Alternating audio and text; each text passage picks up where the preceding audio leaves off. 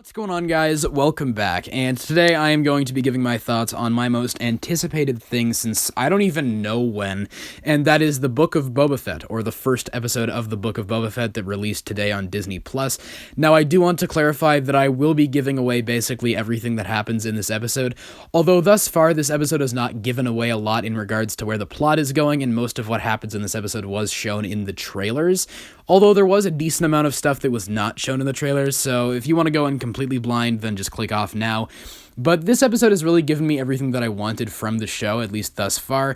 It picks up directly where The Mandalorian Season 2 left off. Boba Fett has taken over Jabba the Hutt's palace, is staking his claim in the criminal underworld of Tatooine, I suppose, and is going around trying to cooperate with other crime lords in the area of Mos Espa, I suppose.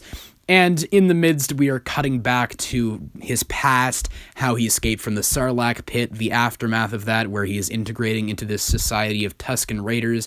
They're kind of training him, and I really like the kind of theme of rebirth throughout this episode. We see a lot of rebirth imagery. The first example is him climbing out of the Sarlacc pit, or climbing out of the sand, and then later on, he's being forced to work through issues without his typical assets that he has on his side. He's being forced to dig for water by the Tusken Raiders, which is something that he's typically just privileged by having, and he has to work for it now. I really like that. I always kind of like that theme of rebirth, and you see him defeating this kind of monster creature at the end, which I thought was really cool. It was kind of a cool looking creature. And I really like the parallels they are drawing between Boba in the past and Boba in the present. You see him in the past kind of going on his first steps of this journey of rebirth. He comes out of the Sarlacc pit almost a different person, a less privileged person, and now having to work through his hardships with the Tusken Raiders will perhaps kind of turn him into the more noble character we see him as in The Mandalorian. Now we're seeing him in current time trying to almost rebuild the criminal underworld into something perhaps better, perhaps more just. He says he wants to rule with respect rather than fear.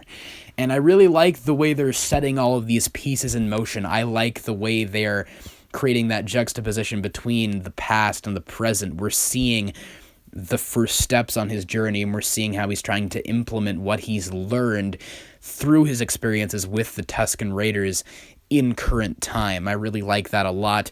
Something that goes for this just as much as it did for The Mandalorian is I think the mix of visual and practical effects is fantastic. It felt so nice to see something that wasn't completely computer generated. There are some beautiful environments, the cinematography is fantastic, and the visual effects are blended very well with the practical environment to the point where they do not become intrusive. That went for most of The Mandalorian. It goes for this show as well. The music is also great. I love the new Boba Fett theme by, I believe, Ludwig Göransson, who scored The Mandalorian and Black Panther. He's a fantastic composer. And I really like how this does very much feel like a continuation of The Mandalorian, but also feels kind of distinct in its own way. It feels similar enough while also feeling different in the sense that Boba Fett and The Mandalorian are very different characters, which is something that you would not have thought of initially going off of The Mandalorian, because a lot of people thought The Mandalorian was just originally going to be a show about Boba Fett, and I like how now this first episode contrasted with The Mandalorian's first episode really does showcase how different both of those characters really are. I also thought this episode had some pretty smart writing in it. I'm not going to act like it's Oscar-worthy writing or anything, but I thought it was pretty solid at certain points.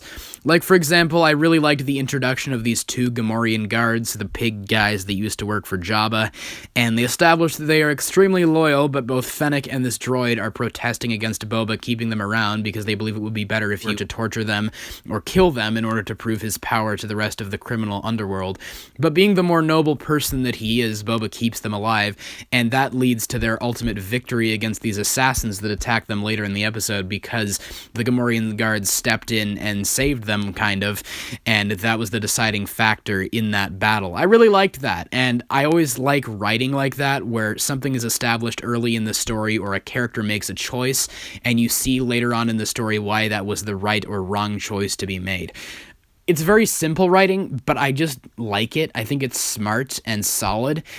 And I just overall really enjoyed this first episode. It gave me everything that I was hoping for, and I cannot wait to see what comes next. So you guys, please let me know all your thoughts in the comments below. What did you think of the first episode of the Book of Boba Fett? Did you like it? Did you not like it? Just whatever your thoughts are, please let me know them all in the comments below. And of course, as always, I hope you guys have a great day. Take care.